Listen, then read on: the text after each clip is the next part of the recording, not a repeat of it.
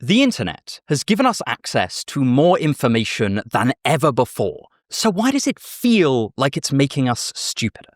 Well, while the internet's impact on cognition is incredibly complex and not universally negative, I do think there are a number of things that the internet incentivizes which make it harder to think clearly and critically about the world around us. And this is just what I want to discuss today.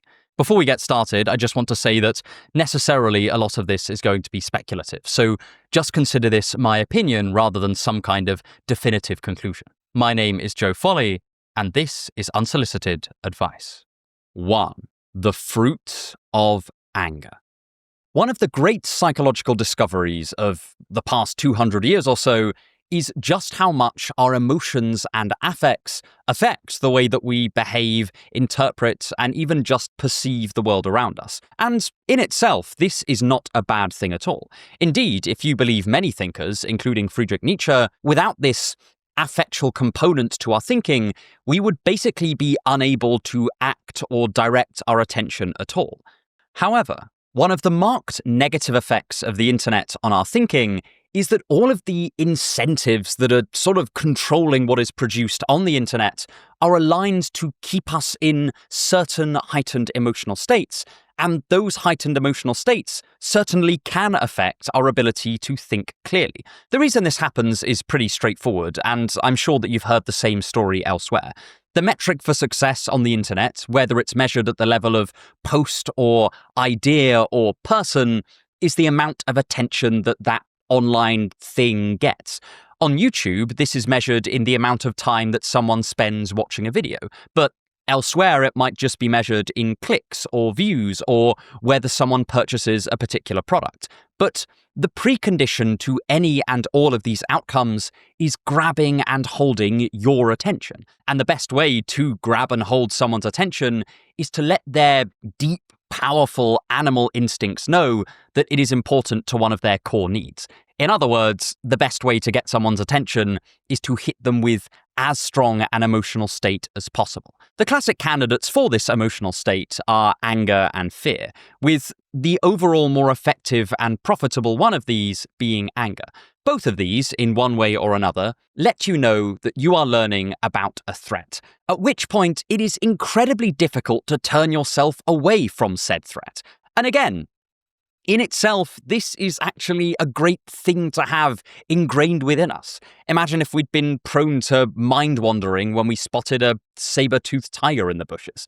However, these are not emotions that are well-suited to constantly be in our current information environment. The algorithmically driven internet, in a lot of ways, looks to our animal brain, for want of a better word, like a huge array of saber-toothed tigers all vying for our attention. And since whatever attention you give to one source is attention not given to another, everyone is incentivized to create the biggest, scariest-looking tiger on the savannah or wherever saber-toothed tigers lived. Because if they don't do this, then they'll probably just be outcompeted by more attention-grabbing content. And remember that almost everything you see on a platform like YouTube is algorithmically based on how other people have reacted to it. If they gave it their attention, then the platform is likely to then deliver it up to you. And if they didn't, then the platform won't. So even if you personally are a blissed out Zen monk and aren't swayed by emotionally driven factors when you're watching or deciding what content to consume on the internet, you will still often find that the choices that are presented to you are still limited to the most emotionally laden content out there because that has survived the kind of algorithmic selection effect. And when it comes to grabbing attention, anger really does work. Anger makes things more clickable and more shareable. One study found that anger was even more effective than other seemingly motivational emotions like anxiety at getting people to share information.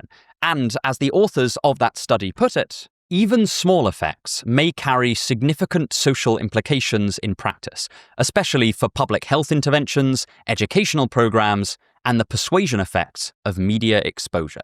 In other words, small differences add up. And even if soliciting anger only gets you a small advantage compared with some other emotional states and some other content creators, at scale that can translate into anger taking up an outsized significance in shaping the total set of content that we see, read, and process online. So not only do we end up with a skewed, anger-driven perception of the world that is shaped by this hostile interpretation of it, but anger itself interferes with our ability to think clearly. But of course, one area the internet has made much more difficult to navigate is the newsfeed, which is why I recommend today's sponsor, Ground News. Ground News is a website and app that gathers related articles from thousands of sources around the world in one place, so you can compare how different sources cover the same story. Every story comes with a clear breakdown of the political bias, factuality, ownership, and headlines of the reporting sources, with ratings backed by independent news monitoring organizations. Ground News are very kindly offering anyone who uses my link or scans my QR code 40% off their unlimited access Vantage plan as a special deal, so I highly encourage you to snap this up. For example, let's see how left and right-wing sources differed in how they reported on a judge unsealing documents related to the charging and conviction of Ghislaine Maxwell. Whereas left-leaning coverage chose to frame this as a moral victory, some right-leaning sources were more skeptical, with one source focusing on a statement by a judge who warned that this reveal may be of little consequence. Even when sources agree on the facts, they often choose to frame them differently, which leaves different impressions on the reader, and Ground News gives you access to all of them. One of my favourite features for encouraging critical thinking is the blind spots feed, which highlights stories that are disproportionately covered by either the left or the right. It's so easy to get stuck in our own echo chambers, but this way we will learn about those stories that might pass us by in our own news feeds. Like a lot of people, I don't have a lot of time to keep up with the news, and certainly not to examine every single source for bias or misinformation. So getting my Ground News roundup dropped in my inbox every day means that I can stay informed and learn which sources to trust, and just generally make the world less of a bewildering mess. Ground News is giving my viewers 40% off their unlimited access Vantage plan. It's an invaluable tool in navigating our current chaotic information landscape, and I'm confident that you'll find it helpful. But anyway, back to the video. You probably already know this at some level, right? It's very difficult to think clearly when you're pissed off. But I don't think that we often appreciate just how much anger can mess with our ability to think. Just phenomenologically, we know how much being angry or scared or upset can cause our judgments to go astray. But this is backed up by empirical evidence as well. One key finding is that anger in particular diminishes our ability to take on other people's perspectives. As one paper by Yin and Schweitzer put it, across our studies with different inductions of emotion and different measures of perspective taking, we establish that anger degrades perspective taking. This is probably a really good thing if we're dealing with genuine threats, right? You don't want to empathize with the saber-toothed tiger. But it's easy to see how it could impair our critical thinking skills. Almost by definition, critical thinking does involve stepping outside your own particular perspective and pre-existing opinions, and at least attempting to take up the position of another person so that you can somewhat separate yourself from your pre-existing biases. This doesn't mean that you'll end up agreeing with the perspective that you're temporarily taking, but without this ability, we will almost certainly just miss the mistakes in our own thinking and fail to critique our own perspectives. Unless we can answer this crucial question, how could an otherwise sensible, sound, and intelligent person come to disagree with me about this issue? I don't think we can really call what we're doing thinking critically. And anger disrupts this process in significant ways. Yin and Schweitzer point out that we already know that failures in perspective taking often cause heightened angry states and increased conflicts. So there is a danger that this becomes a downward spiral, and that increased anger decreases our perspective taking, and that lack of perspective taking in turn leads us to be, at least temporarily, much more dogmatic, and so likely to start conflicts with others, making them angry as well. And I'm sure that you've seen this play out online. It doesn't help that because anger and other motivating negative emotions get people to click on a piece of content, this encourages anyone looking to produce anything online to promote negativity wherever they can. Like, one of the hallmarks of YouTube is the response video, where someone reacts, normally pretty negatively, to what someone else has put out there. And like many of the things that we'll talk about in this video, this too is not an inherently bad thing. Criticism is good, but the incentive is to find something negative so that we can make something more clickable. And this encourages us to strawman the people that we're responding to. It's one of the reasons why I have made so few response videos on this channel. In fact, I have the first one in a long time coming up, and I've done something that I really hope to make mainstream, which is send the script to the person that I'm critiquing so that I can get feedback and ensure that I'm not misrepresenting them. This is pretty standard practice in academic circles, and I just really hope that I can promote it on YouTube because I think it is just really good practice. But that's more of an aside. The point is that having a series of incentives that's prod us into strawmanning people and interpreting them as uncharitably as possible is an absolute disaster for the quality of our thinking. It means that we will miss out on potentially good or great ideas because they're spun to us in the wrong way, and we will train ourselves out of what is normally considered one of the key epistemic virtues, the willingness to engage those we disagree with in absolute good faith. Now, it's important for us not to get too dogmatic ourselves here. This is not to say that emotional states themselves are somehow antithetical to thinking. One of the key findings of the neuroscientist Antonio Damasio is that emotions actually do play a key role in our thinking, and if you were to be totally stripped of emotion, that would paralyze your cognitive and decision-making capacities. The old binary where we just have thinking on the one hand and feeling on the other does seem to me to be pretty untenable. However, to be constantly angry and scared is just not healthy for critical thinking, and the incentive structures of the internet make it almost inevitable that we will be in those emotional states more often, especially when we are consuming algorithmically driven content, as we so often are online. Also, bear in mind this point about anger, because later in the video we're going to discuss how the internet disrupts our ability to have productive conversations, and the default emotional state, for want of a better word, of the internet being angrier than in the offline world is going to be a really key part of that. Another thing that heightened anger does is increase our stress levels, which is also known to interfere with our cognitive ability if it becomes chronic, especially with regards to memory and attention span. However, as far as I can tell at least, the size and nature of the effect depends pretty heavily on the context of the stress. Nonetheless, this leads us nicely onto our next point. 2. A short-form attitude. I've mentioned before the disastrous philosophical consequences of a shortened attention span, but I definitely think it bears briefly repeating here. A healthy attention span and healthy ability to focus is absolutely vital for clear thinking. We need it to learn, we need it for memory, we need it just to sustain the process of thinking and reflection. There's just very little good thinking that can be achieved without some kind of steady attention given for a medium to long period of time. You can test this yourself.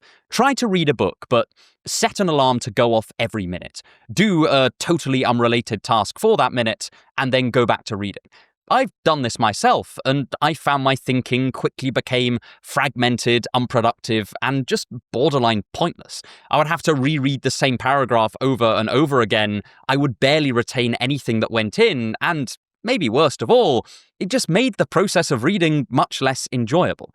I think we often skim over this ability of focus to make a difficult task or difficult learning compelling and, at best, happiness-inducing. We all know that distraction means that you get less done or learn less, and yeah, it does mean that you think less clearly, but it also crucially makes tasks less compelling and rewarding. I think we recognize this at some level because there are countless videos on YouTube that promise things like they'll make studying as fun as scrolling by retraining your focus. It's a key part of the findings of Mihai Csikszentmihalyi that focusing on challenging, meaningful tasks for long periods allows us to enter a flow state. Again, people mainly emphasize that a flow state is really productive. It's really helpful for getting things done. But I think that's kind of tangential to the main point of them, at least for me, which is that flow states make life much more enjoyable and fulfilling. And a huge number of great thinkers and writers became great thinkers and writers because they found these activities compelling and fulfilling. And maybe they didn't always find them pleasant in a kind of straightforward, down-to-earth sense, but they seem to find them meaningful and motivating, and focus seemed to be a big part of that. I think of the example of the Austrian logician and philosopher Ludwig Wittgenstein. While he was famously quite an agitated thinker, and it feels somewhat hasty to say that thinking made him happy, he did undeniably find it really compelling, and this was something that stuck with him throughout his life. When he was a young man, he once said to Bertrand Russell that one of the only things he found worthwhile was the prospect that he might write great works and the process of engaging with great works. For Russell's part, he sometimes said that engaging with mathematics was the only thing that staved off severe depression for him. One of my favourite thinkers, Frank Ramsey, evidently took immense pleasure in his thinking, devouring economics, maths, and philosophy in huge volumes in his free time. This was clearly one of the most enjoyable and compelling parts of his life. I realise this is, of course, a very limited sample size, but it also holds true for almost every great thinker I've looked at. Their ability to sustain focus over long periods of time and thus find their work extremely compelling was both integral to how they managed to think such incredible things, but also to how enrapturing and potentially enjoyable they found thinking itself. I know it's kind of a basic point, but it's worth emphasizing and re-emphasizing that focus and attention is so fundamental that it almost doesn't feel right to treat it merely as one cognitive skill amongst others. In many ways, it is kind of the cognitive skill upon which so many other cognitive skills rest. It doesn't matter how airtight you are as a logical thinker if you can't pay attention for long enough to process an argument properly. It doesn't matter if you're incredibly creative in theory if you can't sustain that creativity for long enough for it to blossom into something. And this makes the effect that the internet has had on our focus all the more worrying. Before I talk about that, I do want to preempt a tempting but far too simplified conclusion that the internet alone has robbed us of our focus and everything would be great if we just abandoned the internet.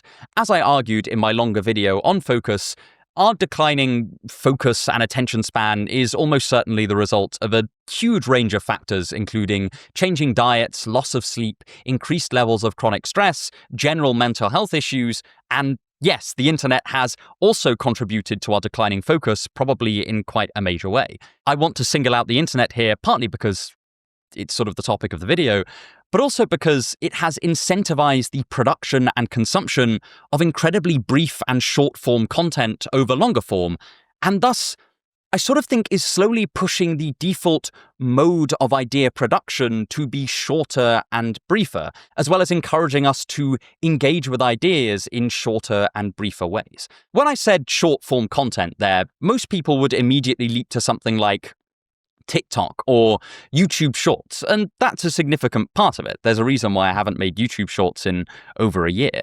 But it's not the only part. One of my favorite time sinks and places to spend my time is Substack. Please subscribe to my Substack. And on Substack, you can read articles and blog posts written by various people online, including yours truly. But one thing you'll immediately notice is that most articles which perform pretty well are under 2,000 words or just over 2,000 words. This is not inherently a bad thing. It's a lot longer than quite a lot of ways of consuming information on the internet, but it's pretty brief as far as essays go. This is obviously much better than Shorts or TikTok, but it's still an example of relatively short content being prioritized over longer form. But much worse than any individual instance of short-form content is what I am just going to hesitantly dub the short-form attitude. This is the expectation from a user that things, including difficult ideas, are to be consumed incredibly quickly. That is, the idea that things are not worth dwelling on or digesting or pausing to think about. It's less the mere existence of platforms like TikTok that I'm worried about, and more the mindset it encourages if it becomes our dominant mode of communicating, because it carries, I think, the implicit message that ideas in general are to just be skimmed over without much consideration or thought. Short-form content is so much easier to produce than long-form content, so more of it is produced. And it's also easier to consume, so more of it is consumed. And I worry that this all encourages us to take our TikTok and short-form trained approaches into things like our reading and our thinking. I don't have anything against short, brief ways of presenting things in principle. It's more that if it becomes the main or dominant mode with which we present and communicate and consume and understand ideas, I just sort of worry that that will then be locked in. That will be the frame through which we then view information. And that, I think, is incredibly worrying, because almost all of the valuable things worth talking about can't be communicated in short form. They can't even be communicated in the kind of length of videos that I make, which is like 30 to 40 minutes most of the time. They really can only be communicated in large books and with the help of sustained focus and a kind of conversation between you and the author, and if possible, a conversation between you and other people who are also engaged with those ideas. For the record, we'll be coming on to conversation later, and this kind of impromptu rant is unscripted, so I apologize if it seems a little bit out of focus, but I did think that's important to clarify.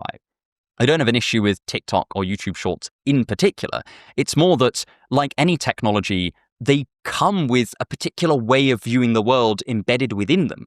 And while I think the way of viewing the world that is inherent in a TikTok is fine for TikTok, I think that it's disastrous if it becomes the mode with which we approach the world. So anyway, rant over, I'll get back to the script. I think this valorization of brevity is clear even outside of just short-form video content. One of the internet's most lauded achievements is the witty quip or the witty put-down.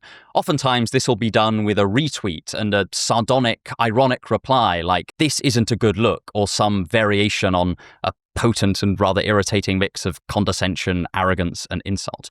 These are much easier to consume than long, detailed, good faith rebuttals, and are consequently much more likely to reach viral status. I'm not saying that there doesn't exist good long-form writing online. There is plenty of it about, and the internet has been a great thing for sharing long-form written media as well, but I'm simply suggesting that the general incentives are pointing in the other direction. If you are reading long, detailed writing on the internet, that's fantastic, and I highly encourage you to do so, but you're swimming against the tide. And our next point is closely related to this short-form attitude.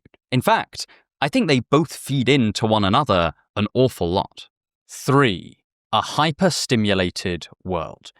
In his book, The Age of Addiction, David Courtwright argues that more and more of our economy has become structured around addiction and compulsion, a phenomenon that he refers to as limbic capitalism, after that lovely limbic system that we met earlier. He covers a huge range of topics like food, gambling, and straightforward alcohol, but he also devotes a number of pages to the addictive nature of the internet. As he puts it, whether it was forbidden content that drew users to the internet and social media platforms, or mini hits of stress-relieving information, or both, critics began to detect ill effects of heavy use.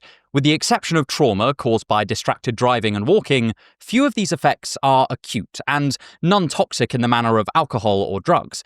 Internet addicts are not overdose candidates. Their heavy use is instead a slow poison, one whose cumulative toll is cognitive and moral. The primary danger, particularly with smartphones, is constant distraction from personal conversation, sleep, driving, study, reflection, practice, and work, which translates into difficulty achieving or maintaining intimacy, health, safety, knowledge, creativity, expertise, and socially constructive flow states. The idea of an internet addiction has certainly gained more traction over the years, and there is increasing evidence that, especially in extreme cases, it has pretty similar effects as other types of addiction. But the fact that the negative effects of internet usage are often less noticeable compared to narcotics or alcohol or gambling means that it's very easy, I think, to underestimate just how much the hyper-stimulative world of the internet dominates our lives. Courtright cites a now rather old study from 2011 where young people expressed quite a lot of surprise at just how much it affected them to go 24 whole hours without access to electronic devices or the internet. How many of us are underestimating just how much time and energy this machine is sapping from us? Obviously, this ties back to the point about attention in the last section, but I also think that it's deeper than that. Something Courtright emphasizes over and over again is what we might call the hyper-reality of the internet. One comparison might be with explicit online materials, which sometimes impact users to such an extent that they struggle to find emotional fulfillment in actual physical romantic interactions, so to speak. But the internet is hyper-stimulative in almost every direction. We saw this with emotions earlier. One of the easiest ways to grab your attention is just to offer something that stimulates you, both in the sense of your senses and in the sense of your emotions. But like any stimulus, once you become accustomed to it, you demand more and are less satisfied with less. What often begins as a wish to escape the mundane boredom in the little moments of understimulation during the day may later recalibrate us to demand hyperstimulation at almost all points in the day. As one meta-analysis puts it, the dynamic, captivating, and visually stimulating features characteristic of screen-based media and technologies may challenge the capacity to both focus and reorient attention towards information that are more mundane and a lot less stimulating and rapidly changing. Plus, I know this is only anecdotal, but I noticed this dependence in my own life just a few years ago, when I found that I was struggling to read because books, however interesting their contents might be and however edifying they were still just words on a page and were much less stimulating than the glowing, moving, highly edited pictures on my phone. I've even noticed a few people online say that watching an entire film now feels weirdly productive or like a focus achievement. That's probably at the extreme end of things, but I don't think that we should ignore the potential we have to get used to this higher level of stimulation and thus to make the world itself, in its unadorned and undigital state, seem dull and wretched by comparison. In a very interesting paper that I actually haven't seen too many people talk about, Gregory Robson argues that we are prone to just overlooking the cumulative effects of multiple sources of stimulation in our lives because we tend to judge the stimulation of individual technologies in isolation rather than considering their effects when we put them all together. That is, we think of the effects of social media and YouTube and TikTok and television and billboard adverts and news articles, but we don't often step back and realize that when you put all these together, they're really quite overwhelming. He quotes the psychologist Michael St. Clair, who says the following: "In daily life, this reality looks something like this. Glancing at a television in the kitchen each morning to break the silence and catch the weather or highlights of last night's Red Sox game. Listening on the commute to an iPod for music or for the latest news or an uploaded book or recorded program. Checking the smartphone for text or voicemail messages. Arriving at work and turning on the computer for the internet to check on email or the current Dow Jones numbers or surf for some amusing video clip on YouTube or a wall posting on Facebook." Robson argues that this constant stimulation divides our experience of the world into short, quite isolated chunks, as different compelling things demand our attention in very quick succession. He states that this interrupts the steady flow of experience and gives our phenomenological lives a sort of choppy quality that might make clear, sustained thought a bit more difficult. As lower stimulus states, which are more helpful on average for higher quality thinking, become fewer and further between, we just lose our best thinking spaces. I know it becomes trivial to say, but we are physical, embodied beings. If we are deprived of the best environment for a given task, we shouldn't expect that most of us will be able to overcome that through sheer will in order to achieve great things in that task regardless. The more that our world becomes a haven for hyperstimulation, the fewer spaces there will be that can facilitate and deliver great thinking. Couple this with the prospect of us getting less tolerant of low stimulus states, given our general high stimulus environment, and we find that we're slowly crowding out both the internal and external environment that facilitates good thinking. Like many of the factors that we've talked about in this video, the internet is not the only cause of this, but it is one of them, and at least in my view, it is an important one. If the overemphasis on highly motivating emotions like anger disrupt the underlying calm that is required for clear thinking, and this short-term attitude that we discussed disrupts the durations of attention that are also required for clear thinking, then hyperstimulation robs us of the physical and mental space for clear thinking. And all of these come together to disrupt something that I think is also absolutely essential to great thinking: high-quality conversations. 4. Conversations with enemies. Very occasionally, I like to remind myself that the natural home of philosophy, at least according to Socrates, was not how we see it today, that is, in treatises and books and papers largely written by a single person. He thought that instead, philosophy was meant to be an evolving conversation partaken in by multiple people with multiple different perspectives.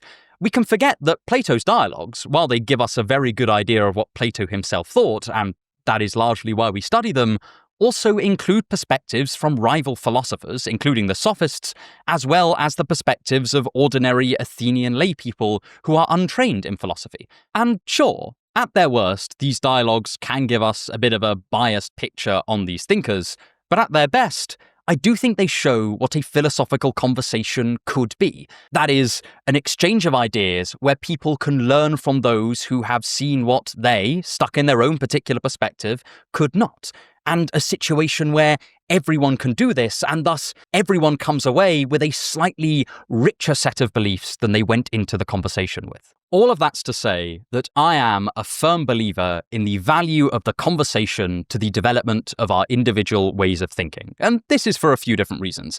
The first is that while I love the written word and think it has been obviously a fantastic thing in a myriad ways, it does have its drawbacks. You can't ask a book questions directly, and that means it's very easy to misinterpret or even unintentionally strawman an opposing perspective without consciously meaning to, without trying to. I've spoken in the past as to how this has happened with really quite disparate figures like A.J. Ayer, Friedrich Nietzsche, and the Buddha. It's just harder to do this unintentional uncharity if you have someone in front of you who believes in a given perspective, because then you can, well, to put it bluntly, you can just badger them with questions, you can ask for clarifications, and they can correct you when you misunderstand them. At least in my own life, in-person conversation is one of the main ways that I have felt truly able to do justice to opposing points of view. And I don't think you have to be some kind of radical relativist to recognize that talking to a variety of viewpoints can be immensely helpful, even if you're pretty sure that you're right, because it's just that they may have spotted things that you have not, and vice versa. For example, a friend of mine recently pointed out that I had slightly misunderstood a point by Epictetus because I was working with a subtly misleading translation of his discourses, and that the original Greek would have cleared it up. Now, I don't read ancient Greek, and so it would have been almost impossible for me to spot this by myself. Trusting in the translation, I didn't even have the means to become aware of my own error. And sure, it is possible that I would have stumbled across this by myself by chance, but the fact that I have a very clever friend who reads ancient Greek meant that he was able to pick me up on it. You don't need to start talking about mysterious notions of my truth and your truth to realize that different perspectives offer different bases of knowledge, different cognitive interests, and also just different areas of interest, and that having access to those perspectives is a really good way to gain enormous treasure troves of knowledge that might otherwise go unnoticed within our own limited perspectives. And in theory, the internet should be great for conversations just like these. You can even see glimmers of this optimism in its early days. Now we don't even have to be physically near someone to engage them in conversation. We can reach across the pseudo-dimension of cyberspace and pick their brains with a digital finger. But as we all know, in practice, things are just not so smooth. This is just my personal observation, but it really seems like the default way of interpreting statements online, especially from people you don't know, is more hostile than how we interpret statements in person. For a start, we miss out on a whole swath of extra-linguistic information that we pick up on when we're talking to someone face-to-face. But additionally, the relative anonymity and lack of embodiment online just allows us to be ruder. Put bluntly, if you said some of the things people say online in person, you'd almost certainly be slapped in the head. I speak from personal experience, being a mouthy little shit as a teenager. It feels almost alien now, but not so long ago, if the average person wanted to insult someone, they had to either say it to their face or put it in a letter. And it certainly doesn't help that, as we discussed earlier, anger fuels engagement. So it's actually incentivized to engage in conversations in a hostile manner. But when you're actively looking to come up with something snarky and clever and clickable to say, it's just much more difficult to encourage earnest, explanatory, and exploratory conversation. Just look at the number of YouTube videos that are about destroying people with facts and logic. It actually got so bad that I made a parody video outlining how you can do it. And then there is the irony poisoning. I've spoken about this before, but online, we are subtly incentivized to be more ironic, since being ironic and thus not being clear on what your genuine position is doesn't open you up to as much ridicule in the way that sincerity does. But again, this is just discouraging us from honestly having conversations with one another and having a genuine exchange of ideas. To borrow an image from Isaiah Berlin, the internet is sort of the conversational equivalent of putting a group of wolves in with a herd of sheep, and then telling them both that they are equally free to do whatever they like. None of this is to say that it is impossible to have good conversations online, but the public square we construct and maintain online is incredibly ill-suited to encouraging and facilitating these conversations. It's less like a Socratic symposium and more like a constant, churning, cruel theatre where everyone is trying to get the biggest applause by making someone else look really dim. And this doesn't even touch upon the way that the internet allows us to isolate ourselves from opposing viewpoints and from people that disagree with us. I don't mean this in the way that algorithms won't expose us to alternative perspectives, because, funnily enough, that's actually not really borne out by the currently available evidence. Instead, I'm just talking about our propensity to create an echo chamber for ourselves. The reason for this is simple. It's often pretty unpleasant to disagree with people, especially in the acerbic manner that we do online. So we naturally seek out those who agree with us. But this then shatters the dream that the internet will allow us to understand one another better and see the world from a rich panoply of different perspectives. Because in practice, it can just as easily turn into a circle of self-aggrandizing reinforcement, where we all just sit around with people who agree with us and congratulate ourselves on how clever we are, all the while constructing straw versions of our opponents that we can set alight to warm our midnight chats. All of this has made the internet a pretty terrible place to have conversations. And sure, this wouldn't be so bad if it weren't for the fact that we are meeting up in person less, having fewer friends, and we feel less connected to one another than just a few decades ago. I don't know if this is the internet's fault. I'm sure that it's a complex mix of factors. But I do know that the only real public square that many of us have access to is a poor vehicle for in-depth conversations. And that is an absolute travesty for the quality of our thought. And almost paradoxically, while the internet has damaged our ability to have productive conversations with one another, it has also meant that we struggle to find the benefits of thinking by ourselves either. Thinkers across history have recommended spending time in controlled solitude in order to fully develop your own thoughts on a topic. Famous examples here include Nietzsche, who reportedly came up with some of his greatest ideas while on long walks in the Alps, and Wittgenstein, who retreated up into the mountains as well for solitude and philosophy. But they're certainly not the only ones. The most extreme examples are probably found in spiritual traditions, where devotees would often spend weeks or even months, mostly in silent solitude, in order to gain a deeper understanding of their particular faith. The counterpoint to the value of good exploratory conversation is the ability to detach from this ever-writhing flow of the external world and to organize our own thoughts without having to consider what other people might make of it or what they might say. And the cruel irony of the internet is that it deprives us both of good conversation and of this solitary focus. Recently on the channel, we looked at Lowry Presley's book, The Right to Oblivion, in which he discusses the gradual erosion of the private sphere by various different forces. And there, he says that in order to feel like we are truly in private, it's not enough to just have no one watching us, we must also stop considering what someone else would think if they were watching us. And this is a subtly different thing. A friend of mine says she doesn't even sing in her own house when no one else is there because she keeps considering how they would react if they heard her. And yes, in a merely physical sense, she is in private, but her mind hasn't embraced this privacy. It is still concerned with what others think, and this deprives her of that feeling of repose. In one section, which I've quoted before, Presley discusses the effects of the internet on his own thinking and his inability to totally detach from external concerns and lose himself in thought. It certainly is my experience that the constant connection to the digital public sphere, in which I can publish and participate at any hour of the day, has changed my habits of thought. I'm less immersed in the book I am reading. I wonder, without meaning or wanting to, whether this paragraph or that one will make an engaging post on social media. This means that even though we're struggling to have these conversations with one another, we are also strangely unable to forget other people in order to explore what our own original and peculiar contributions to a given idea might be. This may seem like it's a contradiction, but it really isn't. I just think that at its worst, that the internet gives us a sense that we are both never alone, but also never in good, friendly, relaxed company either. Of course, this is the extreme end of things, but we don't have to be in such an extreme state to recognize the damage that the internet may be doing to the participation of both solitude and company in the development of our thought. Great thinkers throughout history have recognized both the importance of healthy intellectual company and of this deep, reposeful solitude to high-quality thinking.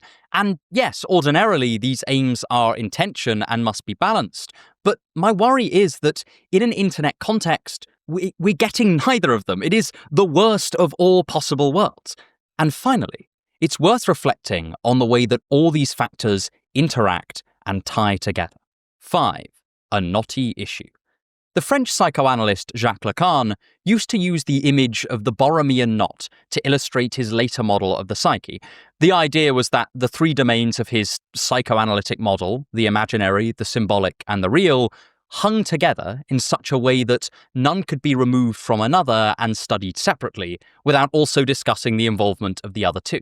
They are interdependent and interacting. We won't be going into Lacan here in any detail, but I just really like this image as an illustration of the interdependency of different concepts, and I think it is very apt for discussing the factors affecting our thinking that we've looked at today. Because, as we've touched upon at a few different points, the encouragement of anger, the shortening of our attention spans, the hyperstimulation, and the damage done to our conversations are not separate things occurring in isolated pocket universes from one another. They each affect and feed into each other. And in one way, this makes the issue more difficult to tackle, as everything becomes magnified by everything else. But in another, it means that just tackling one will have some ripple effects on the others. Being angry makes it harder to focus. Being hyperstimulated makes it harder to pay attention to less stimulating things. Anger is itself deeply stimulating, so it's an essential weapon in hyperstimulation's arsenal. Having anger bubbling away in the background of social media makes it much harder to have good conversations as we begin to interpret more and more things as hostile. And having endless online arguments is just another form of overstimulation, and it takes our attention away from more edifying things. So each of these factors enhances and facilitates the others. Obviously, this makes the problem far more worrying than it would be if these were entirely isolated. But I do think that, at least from an individual perspective, it means that if we make progress in one domain, we will become less susceptible to the others as well. Each time we choose to make the internet a less angry, less short form, less hyperstimulating, and less fighty place, we are chipping away at this eldritch cognition-killing edifice. So there is room for hope, but I also personally remain somewhat pessimistic. This is because of something else that David Courtwright says in his book.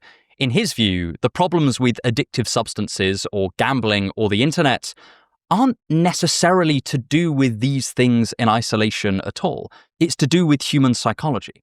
All of these, in their own way, hijack a human tendency that, in other situations, might be profoundly helpful, and the same applies to each of the factors that we have looked at today. The reason the internet is so angry is because we seek out things that are likely to make us angry and allow them to grab us for entirely sensible evolutionary reasons. The reason the internet is hyperstimulative and short form is because those appeal to our particular psychological and neurobiological setup. They are easy to pay attention to. The internet often takes some really quite helpful things about humanity, or at least neutral things about humanity, and uses them to its advantage in a twisted and harmful way.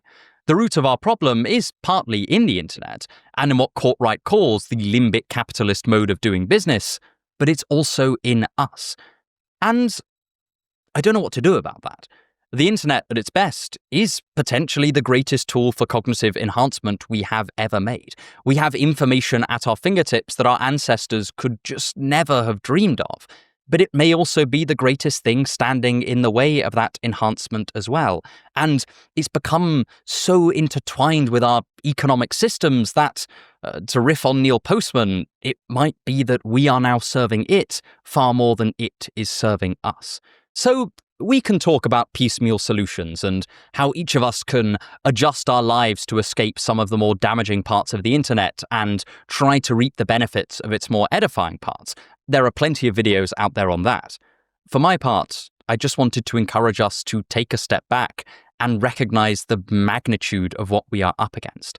It's not a small task, and we shouldn't beat ourselves up for succumbing to the temptations of the web. Some of the smartest people in the world are working incredibly hard to ensure that your thinking is disrupted by their algorithmic deities. So we shouldn't be all that surprised when they win out against us, at least some of the time. At the same time, difficult is not impossible. And I hope that by acknowledging the scale and difficulty of the problem, that this can shore up our resolve. Hell, maybe it has even got you a little bit angry, and not to contradict what I said earlier, but I think that anger might be pretty well placed in this situation. So hold on to that feeling of recognition, that realization of what's at stake, and use it the next time that you feel your own thinking disrupted by this strange mixture of angel and demon that we've created. I can't promise it will help, but it might give you that tiny bit of an edge. But if you want to look in more detail at just how important focus is to living a fulfilled life, then you can check out my longer video on that very thing right here. Thank you so much for watching, and have a wonderful day.